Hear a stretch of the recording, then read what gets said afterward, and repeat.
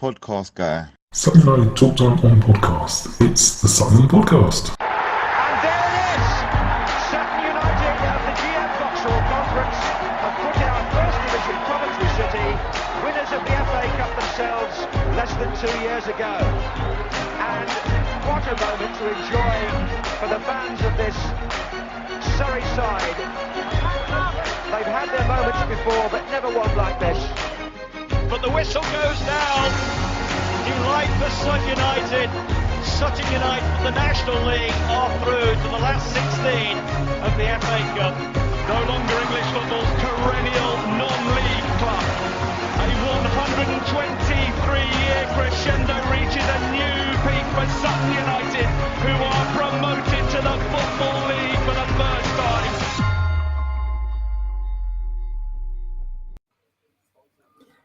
Hello and welcome to another episode of Sutton United Talk Time on podcast. I'm really sorry, I don't care, it's sad. I do really love that intro I put together. I think it's great. I'd love it if it was somebody else's, and I sometimes forget I did it. Joining me today Trumpet you're playing there, Mike. Yeah, isn't Mike wonderful? Another episode of Sutton United Talk Time podcast. We have got, in order on my screen, we've got Paul Chalmers. Hello, Paul. How are you? Hello. How you doing? Not bad, not bad. Dan. I should have chosen you last. Evening. You joined us last. I should have chosen you last. I'm sorry, Sarah. And Sarah, how are you? Hi, I'm good, thanks. I'm good. Very good, very good. So we're going to do a little sort of brief roundup of pre-season, or to be more accurate, as we discussed before we came on air, Sarah's going to do a bit of a roundup on pre-season. The rest of us dipped in and out of it. Mike, I've got a confession to make. Go on. Now, I was at the game yesterday against Bromley. Mm-hmm. My confession is, I forgot I was doing this podcast, and I had something on in the evening, and I left early. And when I left, it was wrong. It was one. Okay, fair. Well, I heard a goal as I walked through the park, yeah. And then later on, I heard it finished 3-2. Yeah, I was actually there yesterday. Yeah, I was there, so I can remember bits of that one. I did try and get Lottie to come on with me. Her answer was very short and sweet. Because Lottie came to the match yesterday. I just asked out of habit, and she said yes. Okay. I'm not sure what to do now. Did she say never again afterwards? No. She said she'll come back in about another 5 years. I think it was, when she's another 3 foot taller. But yeah. So first thing, before we go on to the actual pre-seasons, a quick sort of chat about the ins and outs, the players. So obviously we sort of lost straight away. Tance went back to Millwall. We knew that was going to happen. We released Ricky, who's gone to Woking, Stuart, who went to Dorking, and Kenny, who's gone to Farnborough. They were kind of announced almost straight away. Any real surprises there from you guys? Not really. Some of them we knew were going to happen. Yeah. I thought Ricky might have been We've still got players like Ben Goodwin, to be honest. Yeah. Shh. It's because of his stinking attitude. Yeah, everyone. So I thought Ricky was Pino was the only surprise, wasn't he? Really? Yeah. Yeah. Moving on to that is, we got Richie left. Dave, we knew he was going somewhere. A bit surprised we hung on to him in January, but we knew he was going somewhere. He's gone to Peterborough. Ben has rocked up, I think, on a trial at Torquay, I saw the other day. But again, nice guy, but he was never going to push Rob, I don't think, for that spot. And Richie, I think Matt said that was kind of agreed back in January that he was going to leave us at the end of the season. But then, Dino was... Not for football reasons, wasn't it? He wanted to move. No, I think possibly if he was the main man, he might have put up with it a bit longer. But when he's not the main man, you kind of think, actually, you know what, I'd rather be home and not be the main man than... but again, every single one of those players, you wish well. I was a bit worried Kenny didn't have a club for a little while. And I was sort of like furiously checking, sort of going, surely someone's picked up Kenny. Come on. And then, I was very pleased to see he's rocked up at Farnborough. But Ricky, I was a little bit wasn't sure because I'm not sure if he ever, not that he didn't have a chance, but what were your thoughts on Ricky?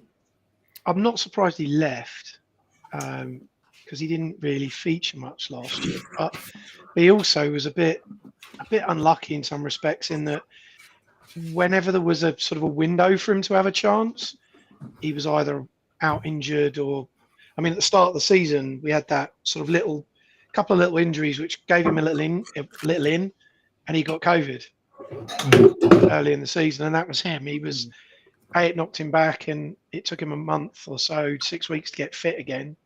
And by then, Dave was back, fit, firing. So he's only in his really sort of things like Pizza Cup or stuff like that. And then when he did get a chance later in the season at Walsall, he was bloody terrible. Yeah. Really didn't really help his cause much. It's not easy to be that bit part player, though, is it? To come in and to have an impact quickly. A player who plays regularly is going to be such a different player to a player who comes in and plays as a chance every now and again, isn't he? Yeah. So maybe we didn't ever see the best of him really, because he chucked goals. He was putting goals in really well for Stockport for a period, wasn't he? So yeah, I mean, I said almost straight away he's almost going to he didn't do it the other night, but he's almost guaranteed to come back and bite us on the arse at some point. Wish every single one of them well. Dino was a big surprise, and it was a bit of a kick. And I think I definitely saw it on the video when I was talking to Matt, and I think he probably heard it. He was a bit gutted as well. But at the end of the day, if you're 31 years of age and you're offered to play in the Championship on a 3-year deal, you're not going to say, no thanks, I'd rather stay at Sutton for a 1-year deal. So, and he's pushing for a first team slot there. He's not just sitting on the bench. So, which is surprising, because I think their first choice is the first choice Norwegian goalkeeper, isn't it? I'm pretty sure he's their first choice at Reading, or their he's an international. Yeah. I didn't realise that. Yeah, Matt. We spoke to Matt at the little meeting thing start of July where he was in the bar just mingling with a pint, and same thing, similar thing. It was just he was disappointed because they'd agreed a deal in principle, but if you ain't got the signature on the bit of paper, it doesn't really matter, does it? Yeah. You just got a better offer. Absolutely. Something like that, just at the last minute. Well, it happened to us a few years ago with Jason Brown, was it? He'd signed on. That's it. We've got him for a season, and he went off to do a managing job or a coaching job or something, wasn't it? But then that worked out fine because we got Ross in. So, but yeah, so all the outs they've all got a club. Ben hasn't yet, I don't think, but hopefully he'll pick one up because shouldn't be too hard for him to find. Yeah, one. He's good enough. He's more than good enough to play. Certainly to play National League regularly. Absolutely. But then onto the replacements. Now I've got sort of a view on a couple of them. I'm not. So I know we've signed quite a few different players where Matt wasn't really after, with a couple of centre backs, with the guy from Milton Keynes Dons, and it is Topi Ogundaya, Dega, sorry, and I haven't actually checked his pronunciation, so I hope I got that right. Matt Ridley, and I keep saying Rigby, so I've no idea why I've got Rigby in my head. He's been training with us for a while, apparently, but he's from Whitby and he was on a scholarship. And I have checked this one. I'm going to still get Topay Fadahunzi. I've got that. I've messed that wrong up. Sorry, Topay. I did promise I'll try. He scored loads of goals for Loughborough, and he seems very keen to be here. He's a Sutton boy, isn't he? He's a Sutton boy. Yeah. I don't normally sort of butcher the official media, but on that interview he did the other day, I was just like, I'm stealing some of this, because he was just so happy to be. I signed for my hometown club, but I was like, we love him already. He's a similar build to Isaac, isn't he? Is he? I wonder if he's looked at as the Isaac kind of replacement. Yeah, he said he's hoping he gets a chance and doesn't get shipped out on loan, but he thinks he will be going on loan. I think he probably will. And then Roman from the academy, who I'm not going to pretend I have huge knowledge, but the little bit of the games I went to the academy, he definitely stood out, possibly because he was playing right back, and that's about as far as I could see where I was on the pitch. Oh, he looks good. It's the only one I can actually see. They're the kind of extras. I think Tope might get a chance, actually. I think he might get a go early on, just because we're still short a striker in Matt's eyes. So I think he might be sticking around for at least to the end of August anyway, till the window closes. Yeah, I think that's probably he said about Killian that he wanted to have a good look at him in pre-season and then see. So he might be on a similar vein as well. Then the replacements, if you like. Adam's not a signing, but hopefully he's going to be in around the squad, even though he's got a bit of an injury. So he's kind of replaced coming in for Kenny. Another interesting one is Luke, the Maltese guy, who's also a Sutton boy. Yeah. He's coming from Woking. Not Woking, no. That's where Ricky's gone. He's coming from the Maltese side. Did you see the video I posted up the other day? Where did you get that from? Stuart Howe posted that in the forum of that signing video. Ridiculous. And I'm like, how are we still doing just shirts? No, I'm sorry, you're both wrong. We're standing there with shirts and the manager, and they're doing full-on Michael Jackson videos. That was absolutely amazing. Luke is going to get absolutely hammered on Monday. Yeah, now that's in the public domain, he's going to get some stick over that. He certainly can't get out of doing his signing song that they get all of that. No, absolutely not. Just Josh Nerville, who I really like in the look of. I'll come back to him. I really like the look of him at the moment. It's either Sam or Samuel. I'm not sure. We've got him as Samuel on the website, coming from Oldham. I know a lot of people will give him a bit of stick because he's been relegated for the last 2 years, but Oldham and Southend weren't exactly unlikely to be relegated. Yeah, both basket case clubs, aren't they? So yeah, it was. And then, sorry, go on. Yeah, I mean, there were some lads going, "Oh, that's what you're doing. That's a shite signing." It's like, lads, it's a fullback. You can't blame 2 relegations on a fullback. There's a lot more going into it than that. I'm pretty sure Messi could have been playing for both of those teams, and with what was going off off the pitch, they were relegated anyway. Then we got Kwame, who again, some Wrexham fans were like, "Oh, he's not exactly a prolific goal scorer." It's like, yeah, this is Sutton. That doesn't matter. We don't have prolific goal scorers. No, we don't do that. We don't sign those. What we do is we take prolific goal scorers and we make them not score many goals. Speaking about you having Messi in your side, Yeah, he'd get 7 or 8 for us. Yeah. tops, and that's only if he took penalties. But it's always a team effort, isn't it? The goals get shared around. The goals, Absolutely. everyone works for each other. You look at the job that Omar does for the team. He's a striker, but he is everywhere, isn't he? No one works harder than him. Yeah. And then I think the that's last what one, Kwame's more like. I think he's another Omar. exactly. I think he's going to work hard. And if the goals are spread around, it's the loss of one player. Although Dave is a big loss, the loss of one player doesn't affect you so much. I think Newport are going to struggle because they've obviously lost Dom Telford, who scored like And the 7 other guy as well, goals. Baker Richardson's gone as well, hasn't he? Yeah, they've lost a few loanies as well. They all left. And the last signing was Sam Carter, the goalkeeper. I'm not sure whether he was signed as cover for Dean. Sorry, who's the goalkeeper? Not Sam. No, I said that wrong again. Jack Rose. Who's Sam Carter? Um, Or did you say Sam Hart? Did you say Sam Hart? I said Sam Carter. I have no idea where that name came from. Not a clue. But You edit that bit out, Mike. yeah. Should we do that No, again? it's all right. What's the point? The problem is it's live. Yeah. The keeper he signed quite quickly after Dean left, so I'm not sure whether he was planned to be signed anyway, and then he's now been thrust into it, and we're still looking for one. So I think Matt said he's still looking for one more keeper and possibly one more forward. But then Matt also said he wasn't looking for any centre backs, and he signed 2 of them. So Plenty of time as well, though, isn't there? It's ideally you want them signed before the season starts, but it's likely to be another loan, and as we've said with some of our young uns, you're going to keep them as long as possible and then decide to loan them out. But Josh, I'm very excited. From what I've seen of him, I've kind of said he's a bit like Dave with a little bit more at the end product. I again love Dave. He can run past people for days, but then sometimes he kind of just got a little bit. What do I do now? Whereas this Josh does look a little bit smarter there. From what I've seen of Josh, he played, I think, both times on the left. Mm-hmm. So I don't know how that works with Will. You know, can Josh play on the right? Are they both competing for one spot?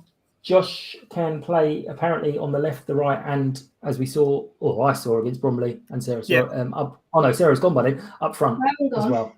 Oh, I see. I have got one. No, you'd left the match there. You left early. Yep. Sorry. One of those. But yeah, I think it's looking overall. The first team, the sort of first 11, maybe hasn't been strengthened, but the squad overall has definitely been strengthened. Would you agree with that? I think we have more depth. We've definitely feels like we've got a bit more depth there now. I mean, that's why people like Ben were moved on, because I'm guessing Matt thought he was a decent player, but didn't. Getting Callum Hart in was an upgrade. So, yeah, side looks stronger, but yeah, it needs. I think Matt again needs to kind of just work out who his first 11 are. Yeah, absolutely. I think we had a bit of a clue yesterday, although Lou came off. But Matt's extra protective of everyone in pre-season. I think if someone sneezed a bit heavy, he'd be taking them off and say, "I'm not risking anything." But on to the games, there wasn't a huge amount that excited us with the announcements of who was available, opponents-wise, sorry. But so we started off with Dorking. Who went to that one? Paul, you went to that one? Yeah, I was there. And yeah, Sarah. I was at that one. Yeah. How did that? So apart from the toilet debacle, how was the whole experience at Dorking? I can barely remember it now, Mike. I Weeks ago. have some memory of it, as I've only done a couple of the games. I thought we looked really sharp. I thought we were looking fit. I thought we looked above and beyond Dorking. I was really quite impressed with how we were knocking the ball about and how sharp we looked. Yeah, I was. It gave me some optimism. Good. Good. I was a little bit. There was negative moments for me, I'd say, in post-season before pre-season started. I was a bit concerned about the lack of signings and the lack of information. I was seeing all these other clubs signing these players who weren't out of contract for another month, yet they were still signing them. And I know I shouldn't have, and I think it was just post-season blues, and it was unnecessary. But I think I had just a bit of negativity about me for a week or two. But knew it was coming together. I knew it had come together, and it was unnecessary. Well, they all did seem to be doing that. We sort of hung on until July the 1st. And I think there was an account that asked me the other day, any rumours of signings, and I just went back and was like, no, we're really old school. I said most of our fans, if we saw someone, if Messi was in the bar, you wouldn't hear a peep out of us until it was signed, because we were like, not really our news to tell yet, is it? So yeah, all these other clubs putting up players not out of contract, as you say. Technically, they should be paying a fee at that point. I did wince one of our interviews where he said he'd been training with us for a few weeks now, and I'm like, no, you haven't. Shush. Then we moved on. We won that 2-1, I think. Then we moved on to Havant. Sort of wave hello to a few old faces at Havant. Any memories of that, Sarah? Or Tried to, but none of them waved back. yeah, I don't know what that was all about. Shocking. But yeah, another win, more minutes. Dulwich won that again. Yeah, 2-0. I think that one was. That was a new ground for a few people, I think. When was the last time we played there at Dulwich prior to? We were just thinking about that. Someone was saying it was like 2008 or something like that. I'm sure. Yeah, it was more. It was over 10 years ago, I think. Someone said. Fisher Athletic. Did it change much? But yeah, I thought it was more recently, but I think that might be my memory playing trick. Sorry, can you hear me? I'm sorry, I've got my back to Yep. the yeah, I think my memory's playing tricks on me, but I swear I've been there more recently. Did it change much, Sarah? Is it still? I know they've obviously got quite an increase in crowds down there at Dulwich, but has it changed much? Not. I mean, the old. You can sit. You can. It's the same old ground, really. They've smartened it up a bit. It looks all right. They had some lads cooking the Greek food in the open, which is quite nice. All right. Very nice. Very nice. Then we came on to our big blue ribbon friendly against Charlton. I don't want to bet on the season long things, but I think I'm going to have them getting relegated because they were not very good. I thought they were fairly solid at the back. They dealt with most things we threw at them. You know, they got a block in or a foot in when they really needed to, and I thought they marshalled the aerial stuff, the set pieces, really well. But yeah, they didn't have a lot going forward. They created next to sod all. So yeah, we should have beat them. But I think they were terrible. They weren't particularly inspiring, though, were they? No. Then it's pre-season, nobody is. Yeah, true, I suppose. But that was our first little look at for them. That was our first little look at the sort of finished ground now, or not finished, but partly finished ground and the pitch. What did you think of the nice shiny away end? I love it. Does look good. Yeah, It looks great. yeah. My one of my not fears that's not quite there, but when they had a shot and their whole crowd behind the goal went ooh, and it just echoed. I was like, yeah, that's going to sound loud when you get like Bradford in there. It's going to be very, very loud. How did you find the view on the TARDIS as well, as it's become known, the TARDIS Terrace? That was only open yesterday. And yeah, AB's very desperate for a lot of people to go and try it. And it looks fine. It's just the wrong angle. So he's like, why don't you try it for the game? And I was like, are you joking? Because on the Woking match, I actually went to talk to someone in the stand and I thought, I'll just stay here for the second half. And we conceded a goal. So obviously I take the full blame for Woking. But no, a few people went on there. There's quite a few pictures, and I can see why they call it the TARDIS. So I put a little picture up of me sort of standing at the top of it, and it is a lot bigger than you think it is. Did you try it out, Sarah, yesterday, or did you go to the TARDIS stand? I did. I thought it was fine. I quite like the view from it. Some people complain about the dugouts blocking some of the view. Now I'm like 5 foot tall, and most things block my view, but I was fine with that. And the dugouts are coming out soon anyway. But that's to be fair, that's with not a lot of people there. But then there were, I mean, it wasn't empty because a lot of people were trying it out.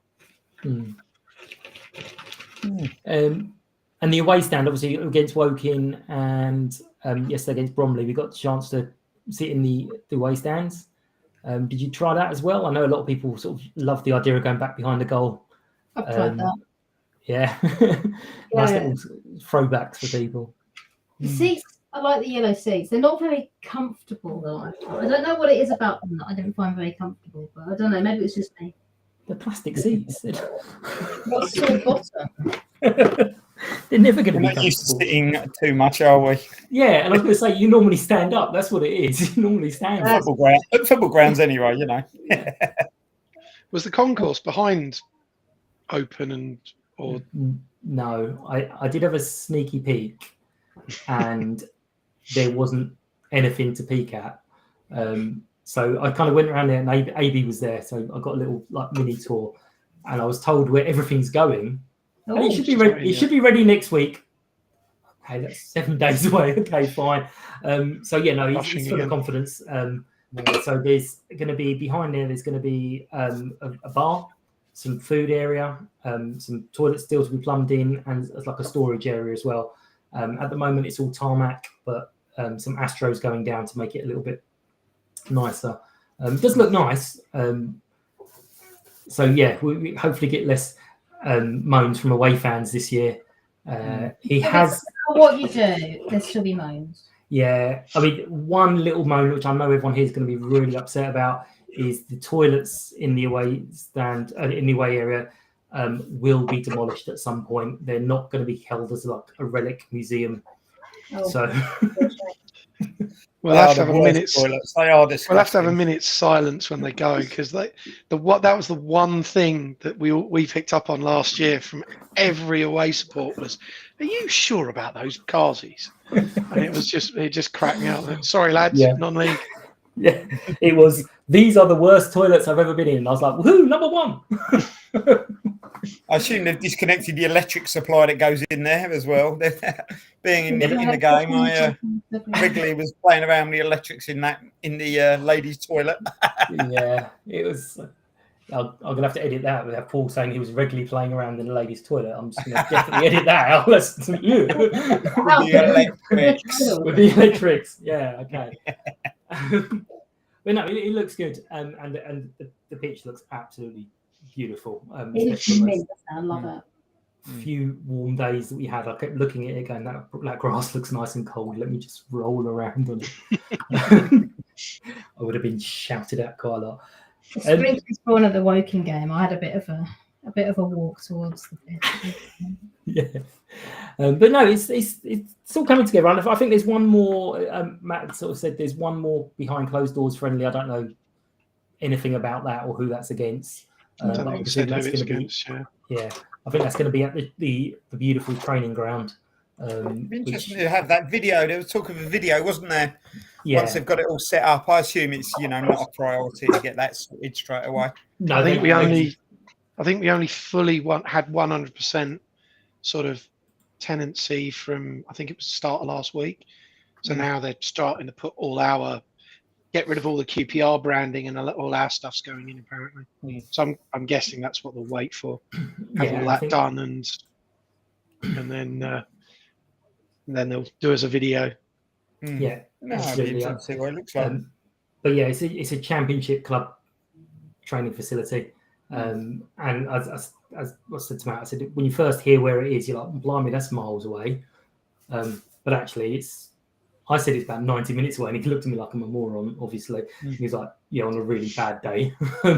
Some players are travelling further, some players are travelling less. So, but I can imagine Eastie's not that impressed because he's coming from Crystal Palace. He used to be round the corner. Now he's got traipse across London. Same with Harry as well, though. Harry's a nightmare with it when he's Essex boy. Yeah. So, but then I'm sure that's what it is.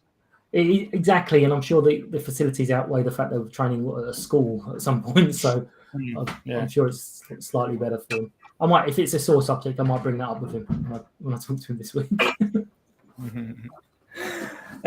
But what we're going to do is try and have a little chat about the Newport County match, get some thoughts, what we think is going to happen. I did speak to Ed from the 1912 Exiles podcast earlier, so I will slot that in now. I'm not going to play it for you guys now because that'll be dull, and we'll slot it in. So you guys have to listen as well. Haha, that's at least 3 listens this week. But what are your thoughts? Really early to talk about how things are going to go. They've had a bit of a rebuild and they've signed quite a few players who he's quite happy with, but worries they're going to take a bit of time to bedding in. So we'll start with the person who's seen all the friendlies, although I can't remember them all. Sarah, what do you think is likely going to happen on Saturday? I find it really hard to call, to be honest, because after pre-season, I mean, you haven't seen their pre-season, you don't know what they're like. You don't really know what's going. I mean, you might know who someone has signed, but you haven't seen them play together. I don't like to sit on the fence. I'd like to see us do well. So let me think. I'm just visualizing the game happening. No, I think we'll do all right. Yeah, good. I'll be very, very happy with a win. I think I'm looking for a win. I mean, we seem to have got past that opening day curse. It's not really a curse, but we didn't win on opening day for quite a long time. But we did lose on opening day last year. So, Paul, what do you reckon? How do you think it might go? Yeah, as I say, bit of optimism has come about over the weeks of pre-season, which is very unlike me. But I'd like to think we could win this one. Yeah, say massive overhaul of their squad. Ours hasn't really, has it? We've still got the nucleus. We've still got the spine of our squad. We've lost a 2 or 3 important players, but I think we're going to be all right this season. I don't think I could never say that I think we're going to get close to the playoffs again, because that was just pie in the sky. It was absolute madness. But I'd love to think that we can certainly consolidate this season. Look at mid-table, as even if it's a couple of places, top half of the bottom half. I think I'll be relatively happy with that. I think the players that we've brought in, we don't know a lot about them. It is very unknown what will happen. So it's going to be a play it by ear thing and see how we go. But overall, yeah, hopeful that we might do enough for the win on Saturday, and push on from there, really, and see how we go. Cool. Dan, what do you reckon? Yeah, it's. I mean, when we played them end of last season, even with Tom Telford up front, they were better than us on the day, but didn't really create masses. And like you say, they've had a complete overhaul of the side as well. So unless they've had a seriously good pre-season, I think I'd make us favourites. Yeah, I'd like to get an opening day win, just get that crossed off and get the first opening day win in the Football League, and then there's not a great deal left to get sorted. Then cross that off the bucket list, and then we can Win at Wembley. and we can. Well, there's that as well. Yeah. But yeah, then we can crack on with the 50-point stuff and annoy everybody with that again this year, and just see where we get to. I don't think. I mean, there's quite a few. I've been looking for sort of people's predictions coming out, and again, the vast majority have us bottom half again. We're not quite as certainly doomed to relegation as everybody thought we were last year. But I mean, even in when Saturday comes, I think the average was 12th for us. Right. So I'll take that. But around 10th or 12th would be cool this year. Yeah. But if we have another run, speaking to Matt, he said he wanted to improve this year, but get to 50 points as quickly as possible, and then push on. So I think he at least wants to try and get into the playoffs this year. Yeah, whether we will or not, different matter. Yeah, I mean, it is. A lot of people have said that it is hugely wide open. So there's a couple of different people. I don't think there's really anything to be frightened of in this division. No, there's no one who you just look at and think, ooh, they're going to boss everyone around. So yeah, I think Stockport will be strong, but yeah, just momentum, as they saw with us, as you saw with us last year. Yeah, they've kept a lot of that side. So brought in some quality as well. I've gone on a few times about Lemonhay Evans. What a great player he is, and he'll score goals for them. But I don't know if he'll get in the side. I've read something, and he wasn't even in their first 11 for a lot of the supporters. We've beaten them. I mean, obviously, it's not quite the same side, but Stockport have always given us a really good game. We've done well against them sometimes, so you never know. No, and it is. I know there's this. Everyone talks about the second season syndrome, but it's not as if what we did was a secret anyway. I mean, you pretty much worked out our game plan after 4 or 5 games. So it's hard work and putting in the effort and the minutes. So whether people will think that they've sussed us out or not, I don't know. But it's one thing knowing that we're going to turn up and be at it and playing a 4-4-2. There's another thing of having your lads actually do their jobs to, you have to match us. You have to match us, our effort and our work rate. And if you don't, then it doesn't matter what you know or what your homework is. If you don't turn up, you're going to get turned over. Yeah, perfect. So we reckon by my birthday's in January, so we reckon 50 points by January. I think I sat and worked. with how a team does. FA Cup third round, yeah.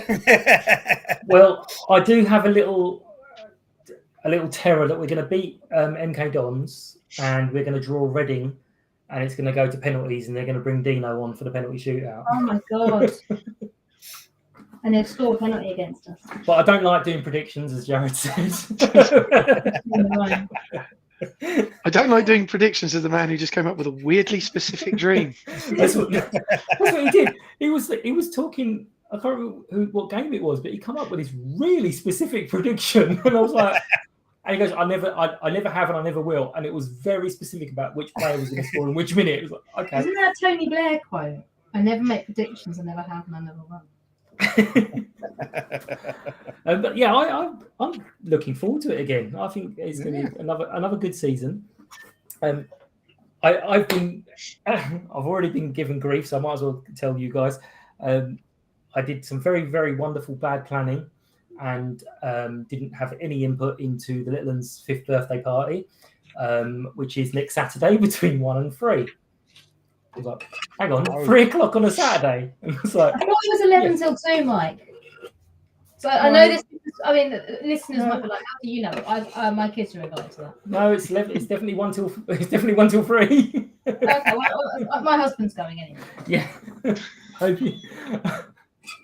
I hope he doesn't turn up at 11 because we ain't gonna. So I've been asking. Time it says in the invitation. Yeah, I've been asking great questions like, how much tidying up do I have to do? But Ed has already pointed out that I should. I'm a terrible person for missing the opening day, but I might make the second half. We'll The way to do it, Mike, is you set up, get everything set up. I made it. Do your duty till about 2ish, and then just quietly slip away. I made I've it got a to. similar issue actually, funnily enough, because I'm going to a wedding, which I accepted before I realised how early the season started, and the wedding is it's in a field in the middle of Sussex, and the wedding ceremony is at 12:30. So I've got a network of taxis booked and stuff on the trains and what have you. Come up for the game, watch the game, and then go back for the evening celebration. So that's going to be fun. Wow. Well, I've made it too obvious, so I can't even slip away now. I've made it too obvious of why would you do that on a Saturday? Does your wife listen to your podcast, Mike? No, she hears me in the other room. I'm going to get grief in a second. Yeah, she's listening to him now. Don't worry. Doesn't need to listen to the podcast. Yeah. She can just hear him. I mean, your podcast is great and everything, but she's not really a football fan. No, and I have to say, I do say this to people a lot. When they go, "Oh, you do a podcast?" I'll listen. No, honestly, don't. It's not going to interest you. It's not going to be something you want to hear unless you have a vague passing interest in something. Just drum up the short-term numbers, mate. Come on. No, I can't do that. Long suffering comes to mind, Mike. Yeah, absolutely. When I was talking to Dave and it went on and on and on, there was conversation that she was about to cut the power. But luckily it's down here under me, so she wouldn't have been able to do it. But I thank you very much for your time. We will wrap it up. I know there's a lot of stuff we can't really talk about, and we spent a long time talking about saying I don't really know how it's going to go on Saturday or the season. But we've done well. I think we've eked it out a little bit. Thank you all. I will see you all through the season, obviously, and I'll get you back on. Sarah, obviously, we need you back on to tell us of any Her Games 2 stuff that's planned. Absolutely, yes. Don't forget that. Dandemonium, you've got some extras this season, I think. Some extras. Yeah. There's we've been running the shittest version of Pop Idol in pre-season just to see if anyone fancies doing. But I think we've got a bit more help with the home games, so hopefully that will just make it a bit more interesting rather than everyone reading my crap every week. Absolutely. And I have done a version, and I honestly, you know what my sense of humor is like, and I think this is awful. But you know that song, Renegade Master? I have made a version of it that says Pizza Cup Master for when I do the first Pizza Cup blog. And it says back once again with the Pizza Cup Master. And it is awful. I can't wait. I think even I might have to start implementing some standards. It is shocking. I mean, we're not well known for them, but Dear Lord. Yes, it is really bad. Even Rosie, who thinks I'm very funny, she's 4. She thinks I'm very funny. She just stood there shaking her head at me, and I was like, "Wow, I've not even managed to impress her." A new low. Sounds like we need to trust Rosie's judgment on this Yeah, one. absolutely. No, I love it. Yeah, thank you very much, guys. I will see you all through the season. Thank you for listening, everyone. Say hi on the socials at Sutton Podcast. Obviously, if you want to be a guest, just drop us an email, mike@suttonpodcast.com. Take care, and we'll see you all soon. Cheers, Mike. Thank you. you. Bye. See you later. everyone.